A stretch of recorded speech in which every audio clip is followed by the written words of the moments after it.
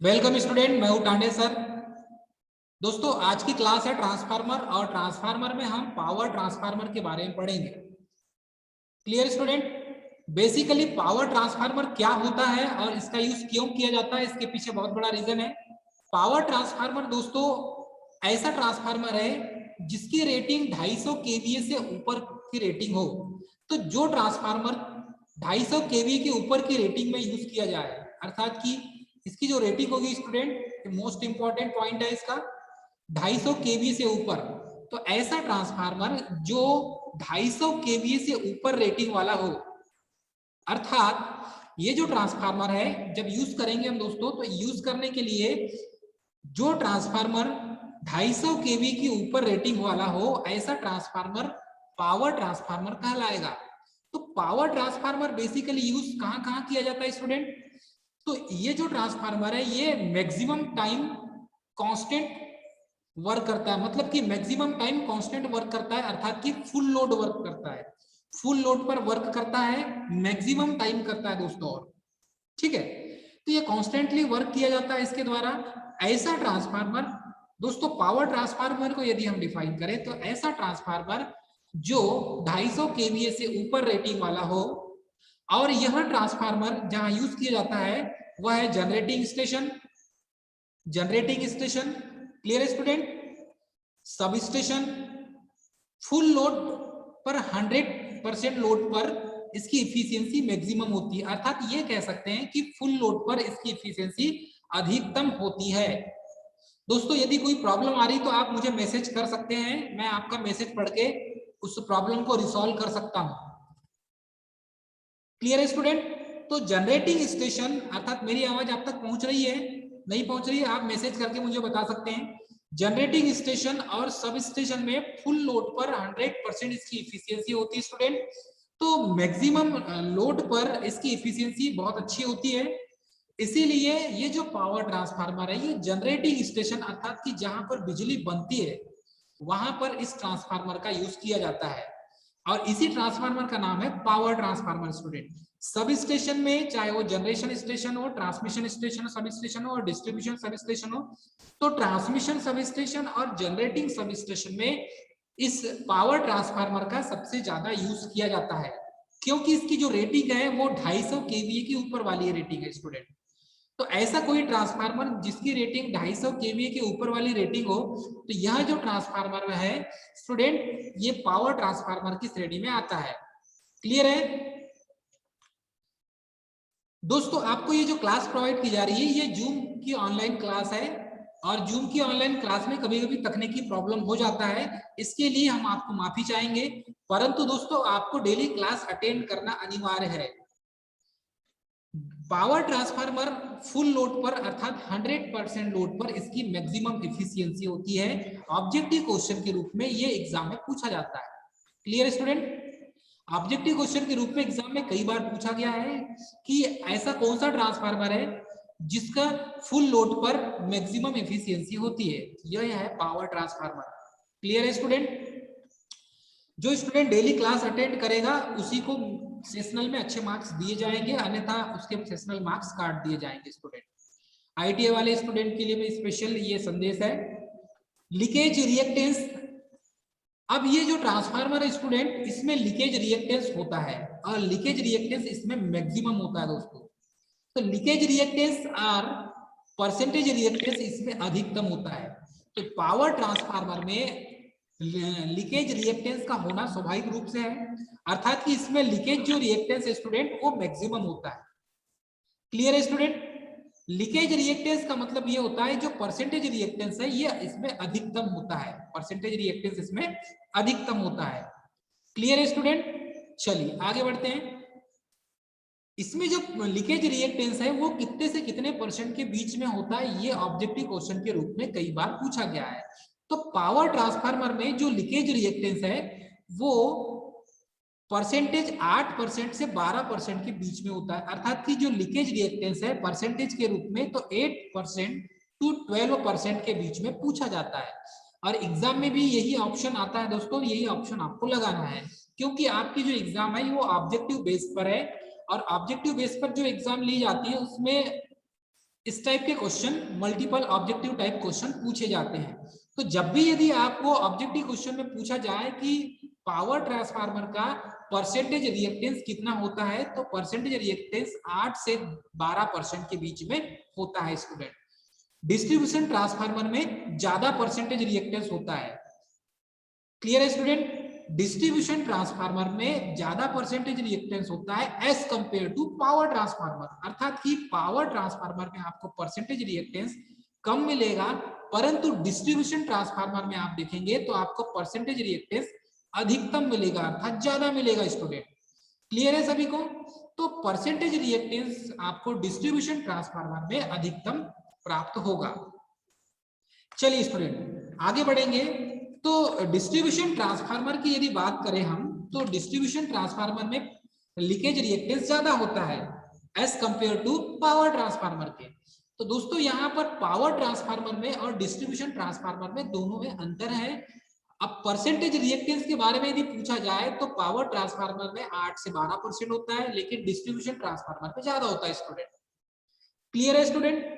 अब यदि हम यहाँ पर देखें कि पावर ट्रांसफार्मर की रेटिंग क्या क्या होती है और किस टाइप से होती है, तो इसे हम इस तरीके से क्लियर कर सकते हैं। चलिए स्टूडेंट इसे देखेंगे हम कि पावर ट्रांसफार्मर में परसेंटेज रिएक्टेंस को कैसे क्लियर करेंगे। चलिए इसमें इसका जो वर्क है फुल लोड पर 100% इफिशियंसी होती है। क्लियर है स्टूडेंट? फुल लोड पर 100% इफिशियंसी होती है पावर ट्रांसफार्मर की। परसेंटेज रिएक्टेंस अर्थात लीकेज रिएक्टेंस 8 से 12% होती है। इसका यूज किया जाता है जनरेटिंग स्टेशन में और सब स्टेशन में। ये मुख्यतः 3 पॉइंट आपको याद रखना है स्टूडेंट, कई बार एग्जाम में पूछा गया है ऑब्जेक्टिव क्वेश्चन के रूप में। अब ये जो पावर ट्रांसफार्मर है, पावर ट्रांसफार्मर की रेटिंग जो होती है वो 250 केवीए के ऊपर होती है। पावर ट्रांसफार्मर की जो रेटिंग है ये 250 केवीए के ऊपर होती है स्टूडेंट। इसका यूज कहाँ करते हैं? जनरेटिंग स्टेशन और सब स्टेशन में करते हैं। इसका वर्क फुल लोड पर अधिकतर समय पर ये फुल लोड पर ही होता है और इसकी इफिशियंसी अधिकतम 100% होती है। फुल लोड पर मैक्सिमम एफिशिएंसी होती है। परसेंटेज रिएक्टेंस 8 से 12% मैक्सिमम होता है। अब यदि इस पर बेस्ड एक ऑब्जेक्टिव क्वेश्चन देखें दोस्तों, तो ऑब्जेक्टिव क्वेश्चन हम इस तरीके से देखेंगे। चलिए यहाँ पर 40 केवीए का ट्रांसफार्मर है और इसमें कोर लॉस 400 वाट और फुल लोड कॉपर लॉस 800 वाट है स्टूडेंट, अर्थात कि 400 वाट और 800 वाट है। तो इसमें आयरन लॉस 400 वाट और कॉपर लॉस जो है ये 800 वाट है। The fraction of rated load at maximum efficiency, तो मैक्सिमम इसकी एफिशिएंसी कितनी होगी ये एग्जाम में पूछा जाता है स्टूडेंट। तो इसकी जो मैक्सिमम एफिशिएंसी है वो हमें यहाँ पर ज्ञात करना होगा। चलिए हमारे पास दिया क्या क्या है स्टूडेंट? 40 केवीए रेटिंग है फुल लोड पर, आयरन लॉस 400 वाट दिया हुआ है, कॉपर लॉस 800 वाट दिया हुआ है स्टूडेंट। यदि इसकी मैक्सिमम एफिशिएंसी हमें निकालना है तो हम किस तरीके से निकालेंगे? तो मैक्सिमम एफिशिएंसी इस फार्मूले से निकालेंगे दोस्तों। अब यहाँ पर फार्मूले से जब मैक्सिमम एफिशिएंसी निकाली जाएगी तो मैक्सिमम एफिशिएंसी निकालने का जो फार्मूला है फुल लोड केवीए रूट में iron loss upon copper loss, इस फार्मूले का यूज करके दोस्तों हम आयरन लॉस और copper loss full load KVA rating into root में वर्गमूल में iron loss upon copper loss. तो हमारे पास आयरन लॉस 400 वाट दिया हुआ है और कॉपर लॉस 800 वाट दिया है student. Full load KVA rating दिया है 440 दिया हुआ है स्टूडेंट। अब ये जो 400 से 800 को कैंसिल करेंगे तो 1/2 आ जाएगा यहाँ पर मान। क्लियर है स्टूडेंट? 40 जैसा का वैसा रहेगा, 1/2 रूट में यदि 1/2 है तो इसका मान कितना निकल के आएगा? इसका मान आएगा स्टूडेंट 0.707, 0.707। क्लियर है? तो 40 इंटू 0.707 को हम कैलकुलेशन करेंगे तो 28.28 केवीए मान निकलेगा। तो इस तरीके से आप इसकी केवीए रेटिंग निकाल सकते हैं स्टूडेंट। ये इसका आंसर होगा, केवीए रेटिंग इस तरीके से आप निकाल सकते हैं। क्लियर है स्टूडेंट? चलिए आगे बढ़ते हैं। यहां पर ट्रांसफार्मर की केवीए रेटिंग निकालने का जो फार्मूला दिया हुआ है इसे आपको अपनी कॉपी में नोट करना है। क्योंकि यही एग्जाम में पूछा जाता है। अब यदि फ्रैक्शन के बारे में पूछा जाए तो इसमें कैलकुलेशन करके कितना फ्रैक्शन होगा वो निकाल सकते हैं। तो 28.28 kVA अपॉन 40 kVA कैलकुलेशन करेंगे तो इतना फ्रैक्शन आपके सामने निकल कर आ जाएगा स्टूडेंट। क्लियर है? चलिए आगे बढ़ते हैं स्टूडेंट।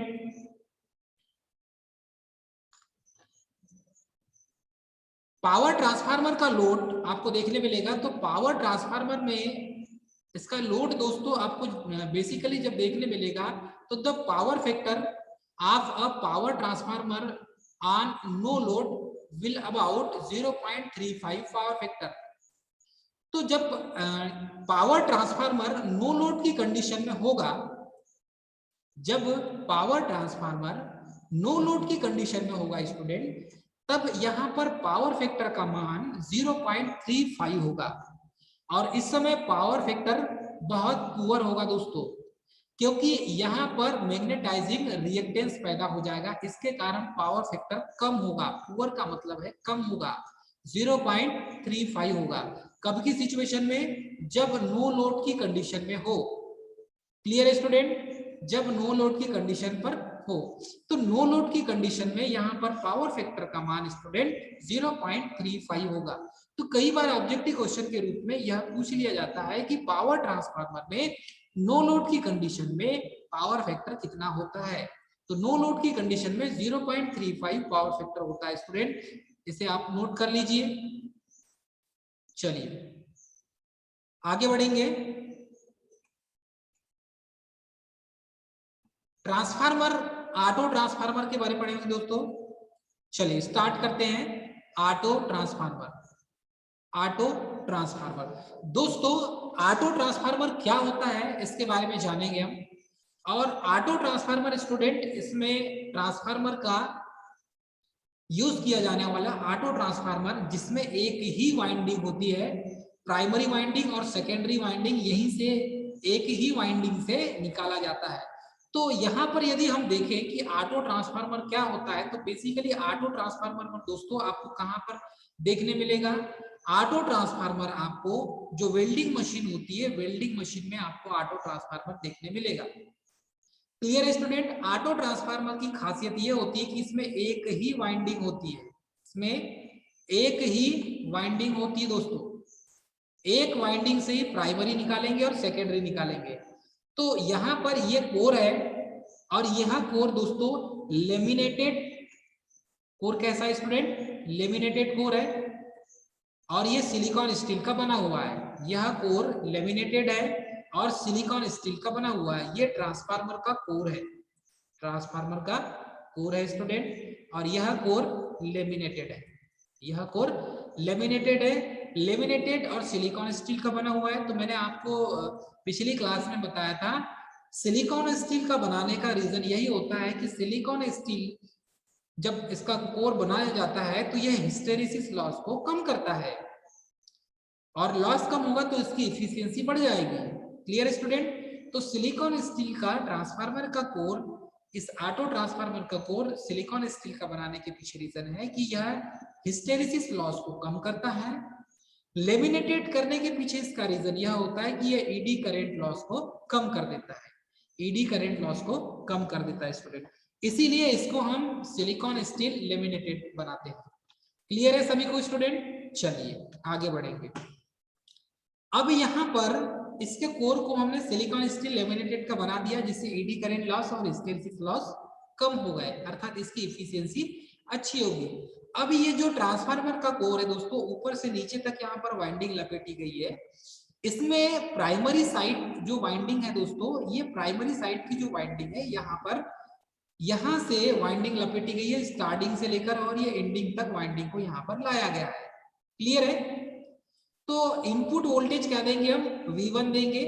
और यहाँ पर ये ट्रांसफार्मर का इतना भाग प्राइमरी साइड कहलाएगा, अर्थात ये प्राइमरी वाइंडिंग साइड कहलाएगा। तो ट्रांसफार्मर का पूरा जो भाग है ये प्राइमरी वाइंडिंग साइड कहलाएगा। यहाँ पर जो करंट सर्कुलेट होगी, जब आप V1 वोल्टेज सप्लाई में देंगे, अप्लाई करेंगे, तो यहाँ पर करंट फ्लो होगी I2 dash plus I0 is equal to I1। अर्थात यहाँ पर I1 करंट फ्लो होगी। क्लियर है स्टूडेंट?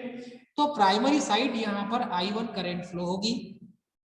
अब यहाँ पर देखेंगे स्टूडेंट, तो सेकेंडरी साइड जो करंट फ्लो होगी, तो सेकेंडरी साइड इसका हाफ टर्न मतलब कि आधा टर्न, इसका जो आधा टर्न है ये सेकेंडरी साइड का होगा और यहाँ पर आपको V2 वोल्टेज प्राप्त होगा। तो दोस्तों यहाँ पर प्राइमरी साइड में पूरा जो है भाग आपको प्राइमरी साइड वाइंडिंग साइड था ये, और इसमें पूरे टर्न आ गए। सेकेंडरी साइड में इसी का आधा भाग यहाँ पर हम सेकेंडरी साइड से लेंगे, अर्थात सेकेंडरी वाइंडिंग में जो टर्न होंगे वो कम होंगे, मतलब यहीं से हम क्या करेंगे, टैपिंग करके यहाँ पर ऑटो ट्रांसफार्मर का निर्माण करेंगे और सेकेंडरी साइड में नंबर ऑफ टर्न यहाँ पर फेरे जो होंगे वो कम होंगे स्टूडेंट। ऑटो ट्रांसफार्मर में जो प्राइमरी वाइंडिंग और सेकेंडरी वाइंडिंग है ये इलेक्ट्रिकली कपल्ड होते हैं, न कि मैकेनिकल। तो ध्यान दीजिएगा, ऑब्जेक्टिव क्वेश्चन के रूप में कई बार एग्जाम में पूछा जाता है कि ऑटो ट्रांसफार्मर में, स्क्रीनशॉट लेकर भेज दीजिएगा स्टूडेंट, ऑटो ट्रांसफार्मर में प्राइमरी वाइंडिंग और सेकेंडरी वाइंडिंग साइड यह इलेक्ट्रिकली कपल्ड होता है, मतलब कि प्राइमरी वाइंडिंग साइड और सेकेंडरी वाइंडिंग साइड दोनों इलेक्ट्रिकली कपल्ड होते हैं, न कि मैकेनिकली। तो ये चीज आपको याद रखना है, ऑटो ट्रांसफार्मर में वाइंडिंग इलेक्ट्रिकली कपल्ड होते हैं और जो I2 करंट फ्लो होती है ये secondary winding side I2 current flow होगी। और आपको ये जो V2 है यहाँ पर जब आप लोड कनेक्ट करेंगे तो आपको आउटपुट के रूप में V2 लोड प्राप्त होगा और ये जो इसमें करंट सर्कुलेट होगी स्टूडेंट, ये IC करंट होगी। IC is equal to I2 minus I1।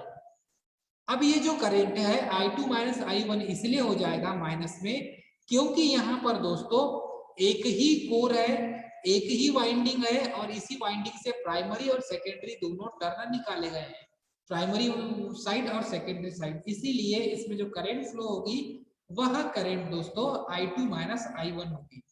तो I2 माइनस I1 जो करंट फ्लो होगी इसके कारण यहाँ पर I2 is greater than I1 होगा, मतलब कि I2 करंट ज्यादा होगी और I1 करंट कम होगी। इस तरीके से ऑटो ट्रांसफार्मर का बेसिक कंस्ट्रक्शन होता है। अब यदि इसका ऑटो ट्रांसफार्मर में इसके बारे में और देखें हम, तो ये जो IC करंट है जिसका नाम IC दिया गया है, ये यहाँ पर सर्कुलेटिंग करंट, सर्कुलेटिंग वाइंडिंग की करंट कहलाती है। अर्थात हमने एक ही कोर पर एक ही वाइंडिंग जो लपेटे हैं और यहीं से प्राइमरी और सेकेंडरी साइड जो निकाल रहे हैं दोस्तों, इसी वजह से IC जो करंट है वो सर्कुलेटिंग वाइंडिंग कहलाएगी और सर्कुलेटिंग वाइंडिंग में जो करंट फ्लो हो रही है वो IC अर्थात की सर्कुलेटिंग करंट होगी। चलिए आगे बढ़ेंगे स्टूडेंट, क्लियर है सभी को? चलिए आगे बढ़ेंगे।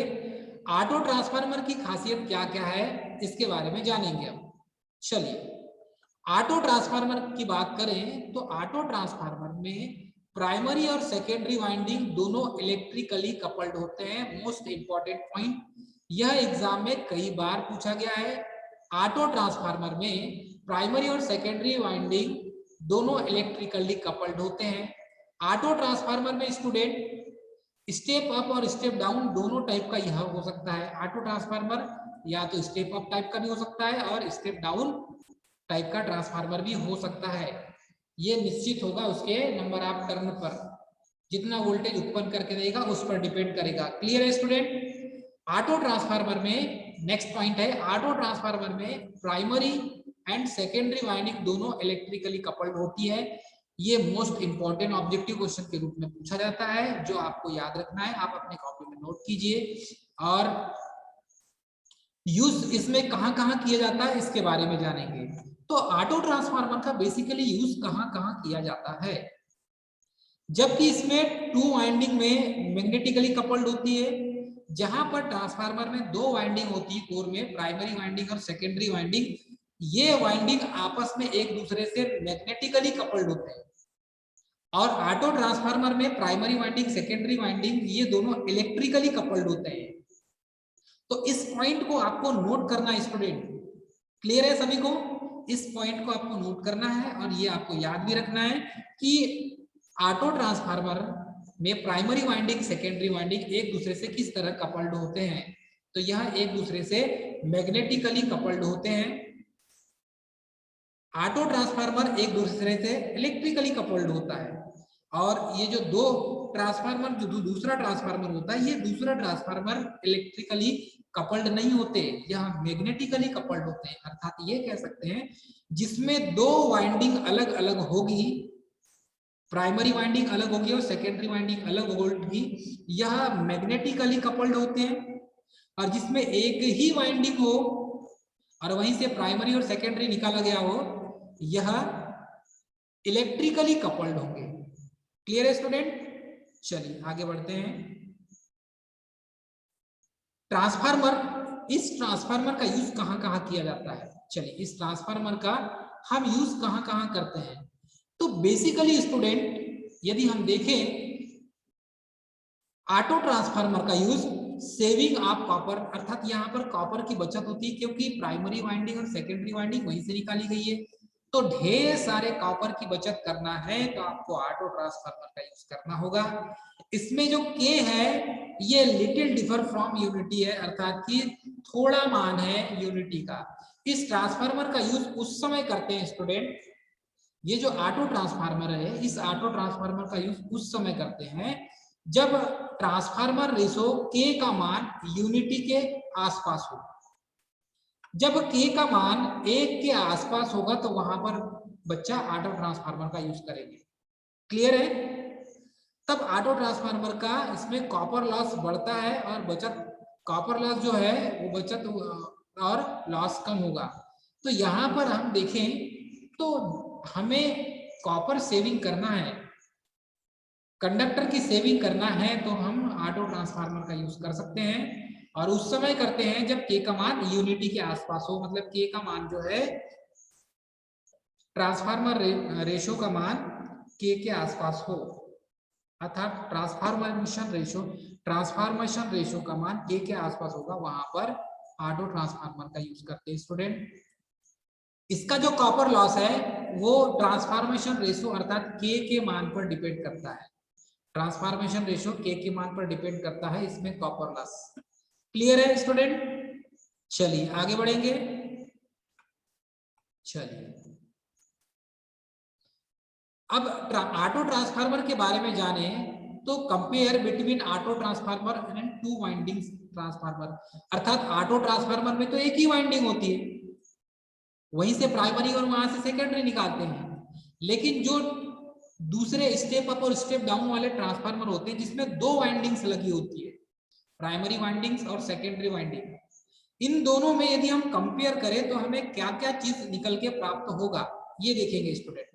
तो जब हम कंपेयर करते हैं, compare between auto transformer and two windings transformer, तो ऑटो ट्रांसफार्मर में small in size two windings transformer की तुलना में यदि हम बात करें तो ऑटो ट्रांसफार्मर का जो साइज होता है स्टूडेंट वो छोटा होता है, small in size two winding transformer.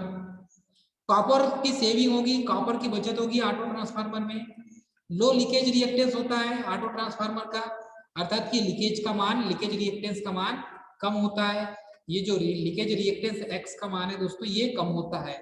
Losses कम होंगे ऑटो ट्रांसफार्मर में क्योंकि वाइंडिंग इसमें जो है प्राइमरी और वहीं से सेकेंडरी निकली है और यह आपस में एक दूसरे से इलेक्ट्रिकली कपल्ड है। हायर इफिशियंसी होती है क्योंकि इसमें लॉसेस कम होते हैं, वाइंडिंग्स कम है तो लॉसेस भी कम होंगे, हायर इफिशियंसी होगी।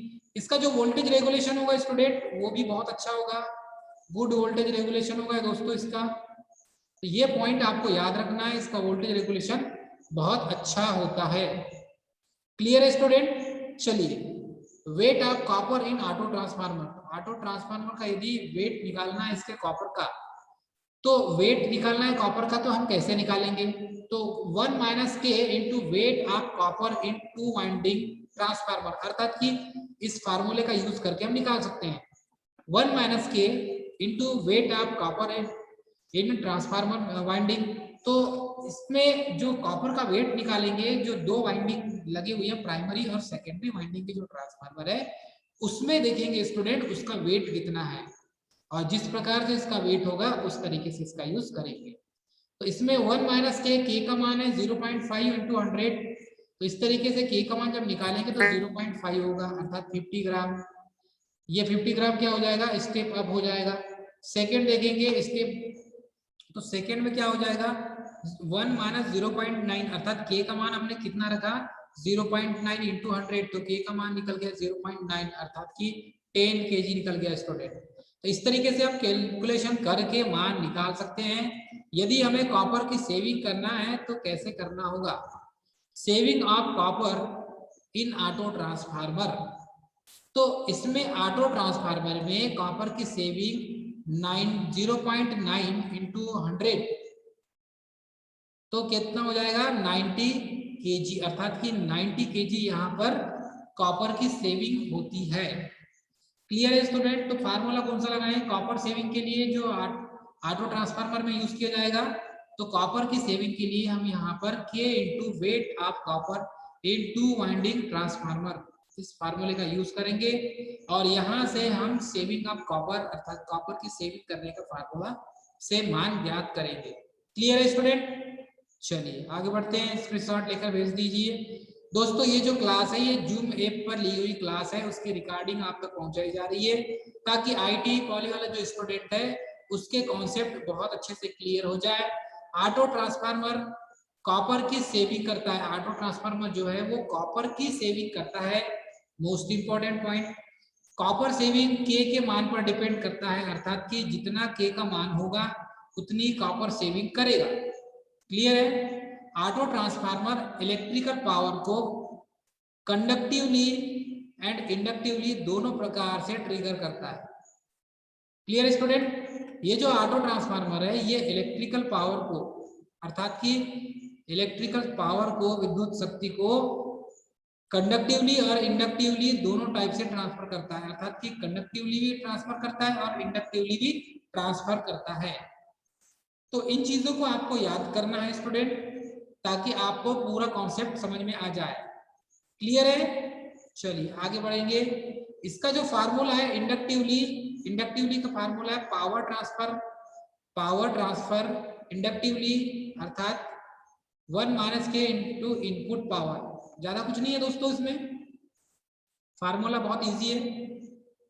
तो इसका फार्मूला जो है ये है इंडक्टिवली पावर ट्रांसफर पर इंडक्टिवली 1 माइनस के इंटू इनपुट पावर। क्लियर है स्टूडेंट। कंडक्टिवली पावर ट्रांसफर पर यदि करें तो कंडक्टिवली पावर ट्रांसफर करने के लिए हमें क्या करना होगा, कंडक्टिवली इज इक्वल टू के इंटू इनपुट पावर। तो जितनी इनपुट पावर होगी उसको के से गुणा कर देना है। Clear student. चलिए आगे बढ़ते हैं। अब इसका यूज कहाँ किया जाएगा, क्योंकि बेसिकली यूज ही तो एग्जाम में पूछा जाता है। तो इसका यूज दोस्तों स्टेबलाइजर में यूज करते हैं हम, इसका यूज स्टेबलाइजर में करते हैं ऑटो ट्रांसफार्मर का। तो यहाँ पर बात किसकी कर रहे हैं हम, ऑटो ट्रांसफार्मर स्टडी कर रहे हैं हम ऑटो ट्रांसफार्मर के स्टूडेंट। प्रत्येक वीडियो बहुत जरूरी है, यदि आप देखेंगे प्रत्येक वीडियो को तो आपको कुछ ना कुछ जरूर बहुत अच्छी अच्छी चीजें सीखने मिलेगी इलेक्ट्रिशियन थ्योरी में स्टूडेंट। तो इलेक्ट्रिकल जो थ्योरी है इसमें आपको ट्रांसफार्मर की मैं आपको बेसिक नॉलेज से लेकर बूस्ट अप मतलब कि आगे का हायर नॉलेज और लोअर नॉलेज दोनों आपको प्रोवाइड कर रहा हूं अर्थात कि आपके कॉन्सेप्ट ऐसे ही क्लियर हो जाएंगे student.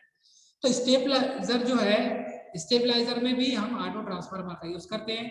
3 phase induction motor auto transformer में भी यूज करते हैं। इलेक्ट्रिक लोकोमोटिव में भी ऑटो ट्रांसफार्मर का यूज करते हैं। वेरिक अर्थात वोल्टेज रेगुलेटर के रूप में भी करते हैं ऑटो ट्रांसफार्मर का। और इंडक्शन फर्नेस में भी ऑटो ट्रांसफार्मर का यूज किया जाता है। एलपीएसपी जो लैंप है, लो प्रेशर लैंप में भी इसका यूज किया जाता है। तो मरकरी वेपर लैंप जो है दोस्तों उसमें भी low pressure sodium vapour lamp में भी इसका यूज किया जाता है। क्लियर है स्टूडेंट। चलिए आगे बढ़ेंगे इसमें। तो दोस्तों आपको आई होप पूरा क्लियर हो रहा होगा, समझ में आ रहा होगा आपको। चलिए इसमें एक चीज देखेंगे कि इसमें न्यूमेरिकल क्वेश्चन कैसे पूछे जाते हैं। एग्जाम में न्यूमेरिकल क्वेश्चन पूछे जाते हैं और ये कैसे पूछे जाते हैं। तो न्यूमेरिकल क्वेश्चन के तौर पर इस क्वेश्चन को देखेंगे, मोस्ट इंपॉर्टेंट क्वेश्चन है ये, एग्जाम में पूछा जाता है। An auto transformer supply a load of 3 kilowatt at 1500 volt at a unity power factor if applied primary voltage is 230 volt. Calculate the power transformer to the load. तो calculate करना है power transformer to the load, अर्थात कि load के condition में power transformer कितना होगा, अर्थात पावर को ट्रांसफर करेंगे तो कितना पावर ट्रांसफर होगा। चलिए इंडक्टिवली और कंडक्टिवली ये दोनों निकाल सकते हैं हम, तो सबसे पहले निकालेंगे हम इंडक्टिवली और कंडक्टिवली। क्लियर स्टूडेंट, आगे बढ़ते हैं। इसमें कैलकुलेशन करेंगे तो कैलकुलेशन कैसा होगा, V2 upon V1। Clear student, V2 upon V1 और V2 का मान दिया 115 और V1 का मान है 230। क्लियर स्टूडेंट, तो K का मान जो है 1/2 इज इक्वल टू 0.5 हो जाएगा। इंडक्टिवली मान निकाले हम तो 1 माइनस 0.5 अर्थात K का मान ही हमें निकालना था। तो हमें पता है V2 upon V1, I1 upon I2, E2 upon E1 is equal to क्या है दोस्तों, K। तो ये वही K का मान है। क्लियर है। इंडक्टिवली यदि मान निकालते हैं तो 1 माइनस 0.5 टू 3 किलोवाट की मोटर है तो 3 किलोवाट लगा दिए तो आंसर कितना आ जाएगा 1.5 किलोवाट, 1.5 किलोवाट। क्लियर है स्टूडेंट, चलिए 1.5 किलोवाट। अब आगे बढ़े कंडक्टिवली, तो कंडक्टिवली इसको कैलकुलेशन करेंगे तो कैसा करेंगे, कंडक्टिवली पावर ट्रांसफर होगा तो पावर कैसे ट्रांसफर होगा, तो फार्मूला दिया हुआ है आपके सामने K इंटू इनपुट पावर, और इनपुट पावर है 3 किलोवाट, क्योंकि क्वेश्चन में दिया हुआ है 3 किलोवाट। K का मान हमने निकाला कैलकुलेशन करके तो 0.5 निकला स्टूडेंट, इंटू 3 किलोवाट, तो आंसर निकल रहा है 1.5 किलोवाट, 1.5 किलोवाट। क्लियर है स्टूडेंट, 1.5 किलोवाट। चलिए आगे बढ़ते हैं स्टूडेंट। दोस्तों आज की क्लास आपको समझ में आ गई होंगी, पूरा आपको कॉन्सेप्ट समझ में आ गया होगा दोस्तों। तो पावर ट्रांसफार्मर के बारे में आप विस्तृत रूप से इसको पढ़िए, ऑटो ट्रांसफार्मर के बारे में विस्तृत उसको पढ़िए, और वीडियो जहां आपको समझ में नहीं आ रहा होगा तो वहां से आप फिर से इसको वीडियो देख सकते हैं। ये जो वीडियो है दोस्तों आपको डेली ऑनलाइन जूम क्लास की वीडियो है जो आपको प्रोवाइड की जा रही है। तो दोस्तों यदि आपको वीडियो अच्छा लगे तो हमारे चैनल को सब्सक्राइब, लाइक और शेयर करना ना भूलें। Thank you.